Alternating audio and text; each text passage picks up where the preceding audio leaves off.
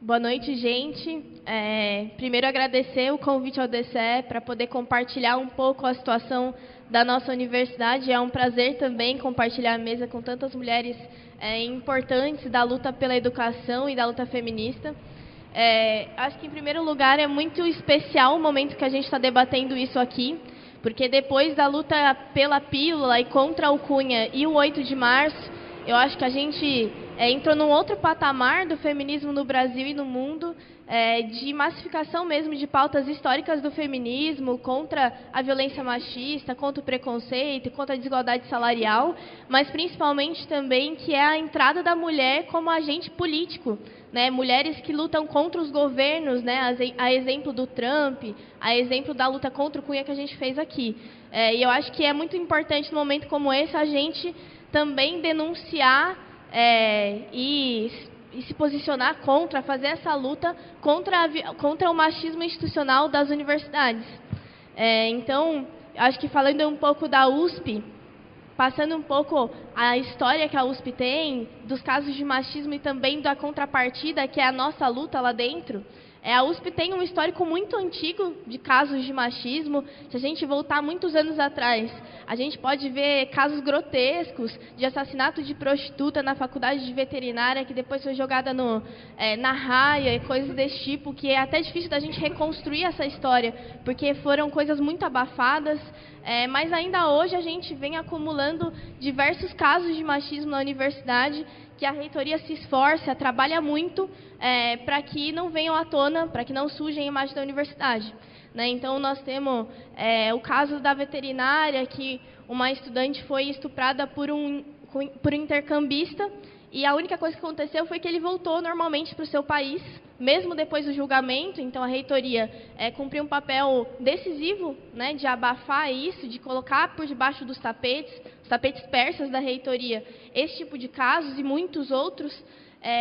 Mas a gente também teve um momento marcante, que foi a CPI da medicina, que foi uma verdadeira caixa de Pandora, aquilo, né, que veio à tona diversos casos de opressão machista, de opressão racista, LGBTfóbica, da Universidade de Medicina, que é uma das mais veneradas, né, da USP, e que foi um marco, fortaleceu o movimento, né, que isso tenha acontecido, que tenha sido aberto tantas sindicâncias, mas mesmo assim a reitoria cumpriu um papel na contramão disso, no sentido de tentar evitar que isso fosse até as últimas consequências. Então, a gente tem aí bem recente o caso do estuprador da medicina, que acumulou diversos casos sobre ele. Daniel Tarcísio. Ele foi ginecologista, nunca conseguiu ter essa pessoa. Daniel Tarcísio, não Bom, então, e ele vai se formar em ginecologia, inclusive. Teve uma perseguição, inclusive, sobre a presidenta da Comissão de Direitos Humanos, que estava com muita disposição de levar esse caso à frente, mas tiraram ela da presidência para evitar que isso fosse à frente, né? Então, teve essa CPI da medicina, que, por um lado, foi uma vitória do movimento, ter conseguido que a lei existisse, mas, por outro lado, demonstrou mais uma vez como que essa reitoria funciona, como a Universidade de São Paulo também se organiza para tentar evitar com que esse tipo de coisa apareça. Também teve um caso recente, que foi de uma moradora do CRUSP, que também foi violentada por, enfim, um outro cara que morava lá no CRUSP também, e isso até gerou a ocupação da SAS, que é quem organiza, né, as moradoras, sob o nome do Valdir Jorge. Importante dizer também que é bastante culpado, bastante responsável por isso também não ter ido até o final. Então, muitas mulheres ocuparam a SAS, se manifestando contra o que estava acontecendo mais uma vez ali. São diversos casos, né, no CRUSP, que é a moradia estudantil da USP. Mas também não foi à frente, né? Então, a USP, de fato, tem um histórico bastante longo de muitos casos que acontecem entre estudantes e estudantes, mas também estudantes e professores, que não conseguem se resolver, que não chegam à expulsão, que não chegam a nenhuma medida política também. Mas, para falar um pouco também das vitórias ou dos avanços que a gente teve no movimento, acho que alguns de vocês devem ter visto uma campanha muito forte que teve das politécnicas, das estudantes de engenharia da USP, que a campanha se chamava Politécnicas Resistem, e que era uma campanha de falar todo tipo de machismo que era expresso dentro das salas de aulas, nas festas, enfim, nos diversos espaços da universidade. E a gente sabe muito bem que a faculdade de engenharia da USP ela é bastante conservadora, né? Os espaços de sala de aula são bastante hierarquizados, com aquela presença dos professores que fazem diversas piadas com as estudantes, como se não fosse o espaço delas, né? Esse não é o curso para as mulheres. Então, essa foi uma campanha muito importante, que deu visibilidade também para a luta que a gente faz ali dentro da USP. E, mais recentemente ainda, uma luta muito importante por um centro de referências dentro da universidade. Então, que a USP também tivesse um papel de ter um espaço de acolhimento e de denúncias dentro da USP, que esse espaço existisse, que hoje não existe. Existem ouvidorias que não cumprem o papel que deveria cumprir. Então, também teve uma luta, uma movimentação, uma articulação entre os coletivos feministas da USP para a criação desse centro de referência, e nós estamos travando uma batalha muito grande para que isso de fato aconteça, né? Para que de fato o reitor implemente isso dentro da universidade. Nós sabemos que isso é muito difícil. Mas um pouco para também colocar no contexto mais imediato da USP, que é acho que vocês viram, né, a PEC do fim da USP, que foi aprovada no Conselho Universitário embaixo de bomba, embaixo de porrada da PM, que o reitor chamou para poder forçar a aprovação dessa PEC que coloca um teto de gastos, que vai precarizar muito a universidade. Eu acho que as mulheres, assim como nacionalmente vem sendo, dentro da USP também tem um potencial de participação na política, de debater os rumos da universidade, de virar o jogo muito importante.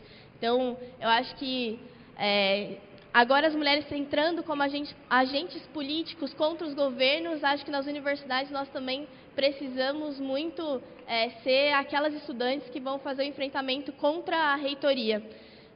Então, acho que é inevitável que a nossa luta feminista dentro das universidades seja também, por exemplo, na USP, uma luta pela democracia. Então, não é possível o nosso feminismo dentro da USP sem que ele grite fora Zago, sem que ele grite fora Alckmin, sem que ele grite fora Temer. E eu acho que isso é muito importante, não só porque por entender que é estrutural, por entender que a instituição em si ela reproduz o machismo, por entender que na academia, a academia é profundamente machista, por entender que cada um desses espaços ele é enraizado e reproduz essa opressão sobre nós todos os dias, mas também porque eu acho que nós estamos num momento da conjuntura que é muito instável e também tem otimismo de que nós podemos, de fato, disputar os rumos tanto da sociedade como na educação como um todo. Então, a luta das creches esse ano nos fortaleceu também enquanto mulheres ativistas dentro da USP, e tenho certeza que o 8 de março, para quem foi um marco,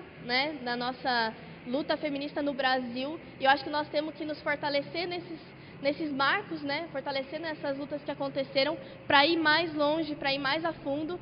E eu acho que é por isso também que o dia 15 de março teve uma presença feminina tão forte, né, por conta da equiparar a idade mínima entre homens e mulheres, o que é um absurdo. Acho que também significa como a gente avançou no debate que as mulheres têm duplas e triplas jornadas de trabalho, quanto que de fato a gente é bastante oprimida em todos os sentidos, né? Então acho que as mulheres compreendem mais hoje do que do que no passado, o quanto que o feminismo ele é de fato anticapitalista, o quanto o feminismo está em todos os espaços em que a gente vive.